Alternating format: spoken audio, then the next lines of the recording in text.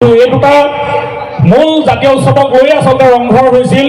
সেই ৰংঘৰক যি ধৰণে আমি আগুৱাই নিব লাগে সেই ক্ষেত্ৰত আমি হয়তো বহু ক্ষেত্ৰত আমি শিৱসাগৰীয়া হিচাপে বা অসমবাসী হিচাপে আমি প্ৰণালীবদ্ধভাৱে হয়তো আমি কৰা হোৱা নাছিল আৰু তেনে এটা উদ্দেশ্য লৈ আমি ৰংপুৰ মেলা আৰম্ভ কৰিছিলোঁ। আমি যদি চাওঁ বিশ্বৰ প্ৰেক্ষাপটত যদি চাওঁ তাহানিতে গ্ৰীকসকলে অলিম্পিয়াছ পৰ্বতৰ কাষত যিবিলাক খেল ধেমালি পাতিছিল সেই খেল ধেমালিক আধুনিক বিশ্ব আজিৰ তাৰিখত অলিম্পিক হিচাপে আদৰি লৈছে। কিন্তু এই ৰংঘৰটো যিটো ৰংঘৰ এছিয়াৰ প্ৰথমটো পেভিলিয়ন বুলি কোৱা যায়, প্ৰথমটো এম্পি থিয়েটাৰ বুলি কোৱা যায়, এই খেল আৰু সংস্কৃতি দুয়োটাৰ সমাহাৰ কিন্তু বহু কম ঠাইত হয়। এই যিটো এম্পি থিয়েটাৰ বা যিটো পেভিলিয়ন এছিয়াৰ প্ৰথমটো, কিন্তু আমি তাক এছিয়াৰ সেই পৰ্যায়লৈ আমি নিব পৰা নাই। বিশ্বৰ কথাটো মই বাদেই দিলোঁ। কিন্তু গ্ৰীকসকলে অলিম্পিয়াছ পৰ্বতৰ কাষত পতা খেলবিলাক আজি আধুনিক বিশ্বই 4 বছৰ মূৰে মূৰে অলিম্পিক হিচাপে পাতে। গতিকে এই কথাবিলাক আমি চিন্তা চৰ্চা কৰাৰ প্ৰয়োজনীয়তা আছে। এই ৰংঘৰ কিয় পতা হৈছিল? যে আমি ইয়াত ৰং আনন্দ কৰিবৰ কাৰণে ৰজাঘৰ প্ৰজাঘৰ সকলো মিলি বিহু দিনাখন সকলো অসমীয়া সমবেত হৈ একেলগে আনন্দ কৰাৰ আৰু একেলগে জাতি গঠন প্ৰক্ৰিয়াৰ পণ লোৱাৰ, একেলগে থকাৰ পণ লোৱাৰ বাবে এই ৰংঘৰৰ বাকৰিত সকলো সমবেত হৈছিল দুয়োটা বিহুত। আৰু ৰংপুৰ আনন্দ কৰিবৰ কাৰণে ৰংঘৰ, য'ত আনন্দ কৰিবৰ কাৰণে এণ্টাৰটেইনমেণ্টৰ কাৰণে এইটো কৰা হৈছিল। আজি তাৰিখত আমি কিন্তু সেইটো যি ধৰণে আমি আগুৱাই নিব লাগে আমি চেষ্টা কৰিছোঁ, কিন্তু আৰু চেষ্টা আমাৰ প্ৰয়োজন আছে। তাহানিতে ইয়াত ম'হ যুঁজ হৈছিল, হেম কণৰ যুঁজ হৈছিল, ইয়াত বহুত হেমচোৱা গাঁও আছে, হেমচোৱা বৰুৱাৰ খেল ইয়াত পতা হৈছিল। হেমচোৱা বৰুৱা এটা খেল, এখন গাঁৱত এই হেমচোৱা বৰুৱাসকলে হেমবিলাকক তেখেতসকলে কৌশল শিকায়। এই ওচৰৰ চৰাই খুৰুঙত বা আমাৰ পহুগড়ৰ ওচৰত সেই চৰাইবিলাকক উৰুৱাই দিয়ে, কণুৱাবিলাকক, আৰু হেনে সেই কণুৱা মাৰি আকাশৰ পৰা আহি পেলাই ৰংঘৰৰ বাকৰিত স্বৰ্গদেউৰ সন্মুখত পৰে আৰু সেই হেমচোৱা বৰুৱাক স্বৰ্গদেৱে বঁটা বাহন দিয়ে। আৰু হেনে নুযুঁজি পলাই গ'লে সেই হেমচোৱা বৰুৱাক শাস্তি দিয়াৰ ব্যৱস্থা আছিল। এই খেলবিলাক হৈছিল, তাত হাতী যুঁজ হৈছিল, ম'হ যুঁজ হৈছিল, মাল যুঁজ হৈছিল। প্ৰথমবাৰ 2011 চনত ৰংপুৰ মেলা পাতোতে সেই সময়ত 36টা ম'হ আমি যুঁজাইছিলোঁ আৰু প্ৰায় 40,000 মানুহে চাইছিল। মাজতে আমাৰ মহামান্য উচ্চতম ন্যায়ালয় আৰু গুৱাহাটী উচ্চ ন্যায়ালয়ৰ এটা ৰায়ৰ বাবে আমি বৰ্তমান খেলখন স্থগিত ৰাখিবলগীয়া হৈছিল। কিন্তু তথাপিও অনাগত দিনত চৰকাৰে নিশ্চয় আইন প্ৰণয়ন কৰিলে আমি সেই দিশত আগবাঢ়ি যাব পাৰিম। আৰু সেই সময়ত ইয়াত মাল যুঁজ হৈছিল। মাল যুঁজ মানে পাহুৱাও মানুহে কঁকালে কঁকালে যুঁজাই চায় কাৰ কঁকাল কিমান জোৰ আছে।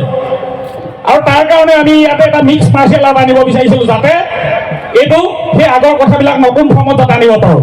কাৰণ গ্ৰীকসকলে আগতে যিটো মল্লযুঁজ খেলিছিলে সেইটো ৰেচলিং আজি অলিম্পিকত নেখেলায়, অলপ নতুন ফৰ্মত খেলায়। সেইকাৰণে আমি ইয়াতে MMA ফাইট কৰিব বিচাৰিছিলোঁ। আৰু কিছুমান টেকনিকেল কাৰিকৰী অসুবিধাৰ কাৰণে আমি যুৱদলক পাতিবলগীয়া হ'ল। আশা ৰাখিছোঁ অহাবাৰ সেই টেকনিকেল বা সেই কাৰিকৰী অসুবিধাবিলাক আঁতৰাই ইয়াত আমি টাইটেল বেল্টৰ দৰে ইয়াত আমি অনুষ্ঠান কৰিম। আৰু আপোনালোকে শুনি সুখী হ'ব, এইবাৰ মহাৰাষ্ট্ৰ, হিমাচল প্ৰদেশ, ছত্তীশগড়, উৰিষ্যা, কৰ্ণাটক প্ৰায় 6খনমান ষ্টেটৰ পৰা ইয়ালৈ আহিছে। আৰু ওচৰৰ নাগালেণ্ড, মণিপুৰ, অৰুণাচলৰ 3খন ষ্টেটটো আছেই। এই খেলুৱৈ আহিছে, প্ৰায় 100জন খেলুৱৈ 3 দিন শিৱসাগৰত আছে। এতিয়া ৰুম নাই। আমাৰ অতিথিসকলক বহুতে আক্ষেপ কৰিছে ৰংঘৰ ঐতিহ্য বিকৃত হ'ল বুলি বহুতে আক্ষেপ কৰিছে। কিন্তু ৰংঘৰ যে ৰং কৰিবৰ কাৰণে কৰিছিলে, ইয়াতে যে মানুহ মাল যুঁজ কৰিছিলে, একেটা গঁৰালত সোমাই মানুহ ঘোং বাঘ সকলো যুদ্ধ কৰিছিলে, এই কথাবিলাক পাহৰি গ'ল। আৰু সেই কথা পাহৰি যোৱাৰ কাৰণে অসমীয়া বীৰত্ব কমি গ'ল। এই কথাবিলাক লাগিব। আৰু সমৰ কলাত উত্তৰ পূৰ্বাঞ্চল অসমত বহুত পটেঞ্চিয়েলিটি আছে। আমাৰ লাভলীনাই বিশ্বজয় কৰিছে বক্সিঙত। এই পৰিৱেশবিলাক, এই মঞ্চবিলাক স্বৰ্গদেউসকলে দিছিলে, এই মঞ্চবিলাক আমি দিব লাগিব। টিকট আমি নিশিকিলোঁ, আমি শিকিব লাগিব। আজি 7জনমান বিদেশী পৰ্যটক আহিছে। আমাৰ জইণ্ট ছেক্ৰেটাৰী সৌৰভলৈ ফোন কৰিছে টুৰ অপাৰেটৰে। তেওঁলোক পৰহিয়ে ঘূৰি যোৱা কথা আছিলে এই ইংলেণ্ডৰ এই 4জন পৰ্যটক, কিন্তু তেওঁলোকে এই প্ৰগ্ৰেমটো খবৰ লৈ তেওঁলোকক ৰখাই দিছে। কিছু সময় আগত তেওঁলোকে চাই গুচি গৈছে, তেওঁলোক যাবলগীয়া আছে।